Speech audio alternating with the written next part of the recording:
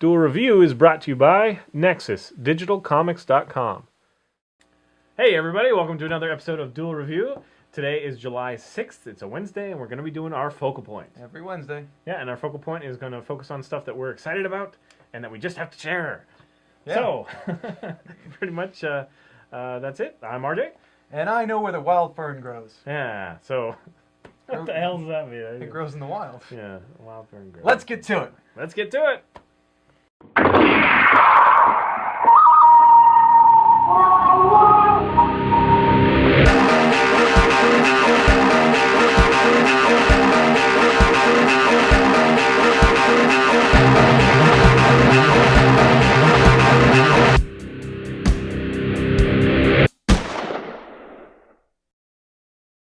All right, so on this week's focal point, our first focal point ever, we're going to be talking about a couple of Marvel movies that we've seen, and maybe some other stuff. But let's just start with Thor. Okay. Let's start off with a positive. You said the Destroyer. Yep, Destroyer was really awesome. Good sound design. Yeah, because it sounded like a growling furnace and then a beam of light. It just the sound was so perfect for what he was doing. And this is something that I'm passionate about. I started doing short films and doing the sound, and it really makes a movie. You know, it used to be poo-pooed a lot. Right. People would just be like, sound, whatever.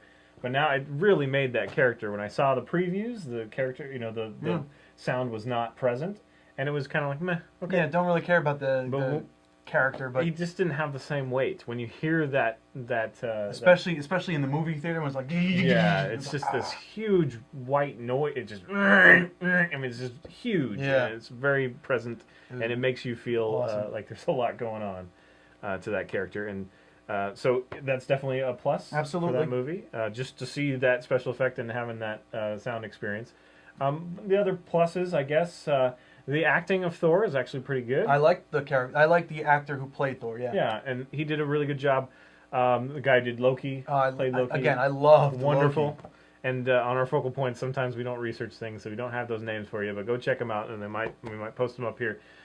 He did a really good job. Loki character did a really good job. I, for one, have always been trepidatious of every character in that, and particularly Loki, because he seems so hell-bent in the comics on, screwing everything up, and he's got a silly costume. Right. As far as I'm concerned, I like those costumes. I like them in the movies too, especially, but I also like them in the comic books. They just, they felt, I don't know, royal and carnal at the same time. Yeah, I guess I just disagree with that, but I tend towards the more realistic things. I like that, like the X-Men series, they did the more realistic costumes. Although I would love to see Wolverine in his yellow and blue. Yeah. Anyway, so there's a good performance there, and there's a good performance with Anthony Hopkins. Although he's kind of removed from the story. Well, they didn't want to, they didn't want him to overpower Thor or any of the other characters. Right, and that's actually another point that I had, was that a lot of those actors, I think, kind of downplayed their roles just so that the star actor could seem a little bit better. Right. Didn't want to steal his thunder. Ha ha. So anyway, Natalie Portman is my major gripe. Yeah. No reason to have her in there. Throw away that entire plot line. It was just horrible. Even if you have to have that character as a catalyst, her performance is just meh. Yeah, and there's really no reason. And there's not really, I don't even think there's sparks. I didn't feel any sparks between them. I don't know why she's in there. I mean, obviously I do star power. Yeah. But it didn't serve the story at all.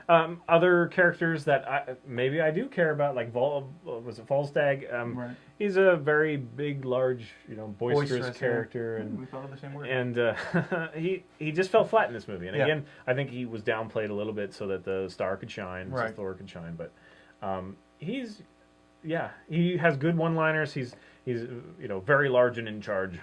And in this one, he was slightly plump and slightly funny. Right. So it was just kind of too bad. They missed an opportunity there. But there are plenty of good special effects, some scenes, scene work that's good. What I would have liked is if they did more with Thor's moves. Maybe a little bit of lightning when he threw a punch or something, or just incorporate more of his abilities into it. Now, don't get us wrong. There are some really cool scenes. Few cool moves. in the beginning, the Frost Giant battle is pretty good. You know, when he comes out with a hammer. Right. Yeah, and I just heard that. Sorry. So when he strikes the ground and the thunder radiates out, that's great. But yeah, you should have done more than that. But at the same time, it's kind of like, do you want to throw that all out in the first movie? Right. Will there be more movies? We don't know. Well, there's going to be the Avengers movie for sure. Definitely, but one's focused just on Thor. We don't know. I guess it probably depends, like most films, on the the success of this one. Right. And it was successful, even when they went to Asgard. That's usually where I check out in the comics. I just don't. It's just this fantasy world that I just don't connect with. Okay. But they did a decent job in the movie. There was never a point in the CG, whether it be the buildings, the landscape, or the characters, that pulled me out of it. Okay, yeah. So it did a good job. It felt real the whole way through. Right. And the CG characters, there are quite a few, especially in the beginning. None of them ever made me feel, CG, they shouldn't have done that. Kind of. It worked. They did a great job with the CG. So Thor, go see, especially if you're interested in the Avengers. Absolutely, and you have to watch it for the even the last little bit at the very after the credits that ties it all into the Avengers initiative. So yeah, you should definitely watch it. I'm excited to see what happens. Yeah, me too. Hopefully, we never really had a movie like this quite so big in such a beloved, historic genre. Exactly, comics. We all know the stories, and we're all going to be very particular on characteristics. And will it be interesting to see if they fight for attention? If they fight. Oh yeah, that'd be very interesting. Yeah, so we'll see what kind of dynamic develops. Right. But yeah, stay till the end of the movie. Might get you a little more excited for the Avengers. And that actually brings us to the next movie, X-Men First Class, which we just recently watched. Yep. I liked that movie. I did. If I didn't have any context in the Marvel Universe, I would think that was a great movie. But since I know a bit about, like Havoc's character, everyone's arguing about how Havoc is Scott Summers' brother. How is he old enough to be hanging around with young Professor X? If you throw all those out, which is kind of hard to do, but if you throw them all out, it's a good movie. It really is. It's got a great special effects. It's got a great story. Performances are really good. I love the performance. I love Professor X. I loved Magneto. Kevin Bacon does an amazing job. Yeah. It's one of those things that they definitely take a B roster or even a C roster and try to make something out of it. And I think for the most part they're successful. But there's some points that just feel like lazy writing to me. Banshee and Moira McTaggart not being related, and it's just an issue. Why? Why don't you do that? It's a lot of fan service that they missed out, and it's a very simple thing to do. I guess I can understand them trying to make everybody, he's unknown and he's fresh-faced and whatever, but there's just so much lore. I mean, if they were to progress, and they kind of limit themselves on what stories they can engage in. Yeah, without having to rewrite them again. Yeah. So it was effective in a good summer movie. Magneto, that's one thing I'm always astounded when somebody makes me care about Magneto, because growing up in the comics, I think it was mostly his outfit. just that three, just turned me off. Yeah, when you were sitting there playing, what is it? Marvel versus Street Fighter? No, X-Men versus Street Fighter, right? That was the first game when you played as Magneto in there, and you're just sitting there. It's like, why am I fighting with this guy against a pink outfit? Yeah, just like. Yeah, so ever since the first X-Men, they did the Jewish roots and all that. Right. Really quite a compelling character, and they keep casting really great people. Yeah. I mean, Ian McKellen, obviously a great Magneto. Great. Oh yeah, I loved him. Just as Patrick Stewart is for Professor X. Too bad it died out in the end. Like the storyline died out in the end. Yeah, it is too bad. In this one, it didn't really tie into. Yeah, it didn't tie into the X-Men. There was a surprising kind of cameo by Wolverine. Yeah, Hugh Jackman showed up and he's like, piss off. Yeah, and that was pretty funny. And they, to their credit, they didn't elaborate on that. They just kind of let it be what it was. Right, and I don't know if you read the comic, the First Class comic, X-Men First Class. I might have, but I'm not entirely sure. It's very, they take it way back, and it's kind of campy, and it definitely makes way too many jokes about technology is not where it's going to be in the future, kind of thing. It's like Right. they make all these jokes about, oh, it's the 60s, so we don't have cell phones, or it's the 60s and we don't, it's very self-referential in that way, and I think it's to the detriment of that series. It just never really gets off the ground for me. And they went a very different way in the movie, and I'm so glad they did. There are a few little jokes, inside jokes at the end that, whatever. They shouldn't have been in there as far as I'm concerned, but they don't. They're far enough in the end, and they don't really detract from the main story. Right. Emma Frost, how do you feel about the special effects, especially Emma Frost? I liked most of the special effects. I have many issues with Emma Frost because she is an amazingly powerful mutant. Her crystalline form, it didn't do anything for me. It just, she's like glass. Yeah, I never understood why they decided to give her that with the telepathic. Right. But I know that, there was some that came into play, when she's a telepath and she's in that form. Right. It makes it harder for, like Charles to get into her head, that sort of thing. And they used her diamond skin quite a bit. Right. And cutting through glass and all that stuff. And in the comics, did she even have? Oh, yeah. Yeah. She did. Am I just confusing two different characters? I don't think she really used it that much, but she definitely did, yeah. Huh. She would turn into Diamond, when someone was about to pummel them or whatever. Okay. And anyway, I just don't remember that. I don't know about that. I think that was the weakest performance, honestly. Yeah, I don't think. I'm sorry, lady, whoever you are. It's just not. Wasn't the strongest performance. No.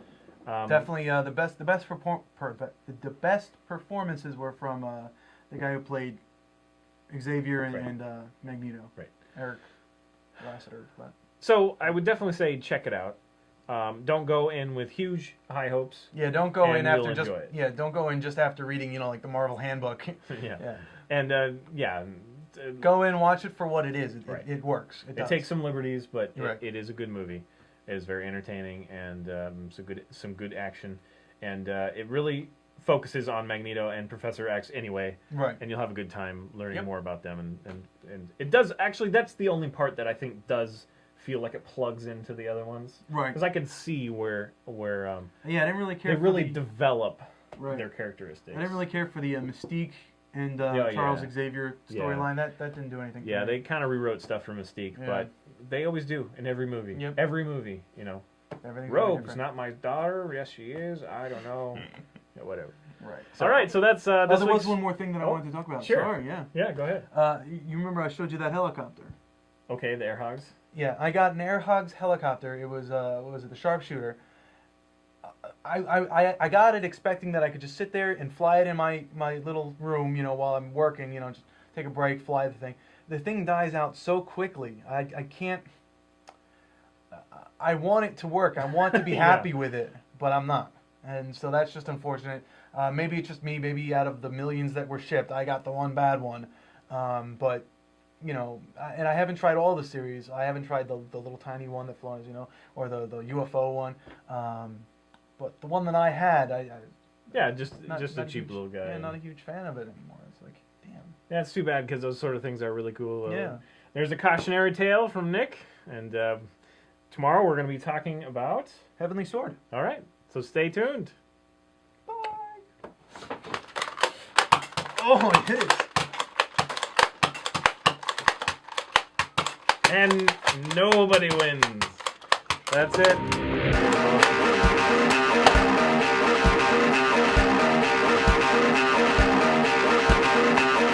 Come back tomorrow when we review the video game Heavenly Sword.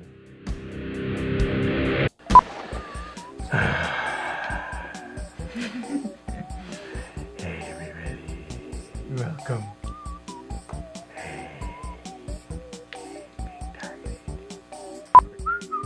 So what do you want to talk about? Thor?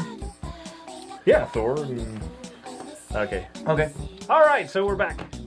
So what's on? I'm curious where we went. Oh, we went to commercial. Or we went to intro. Commercial? We went to commercial. We went to our intro. Fine, jeez. I'm just gonna start again from the top. You made me do it.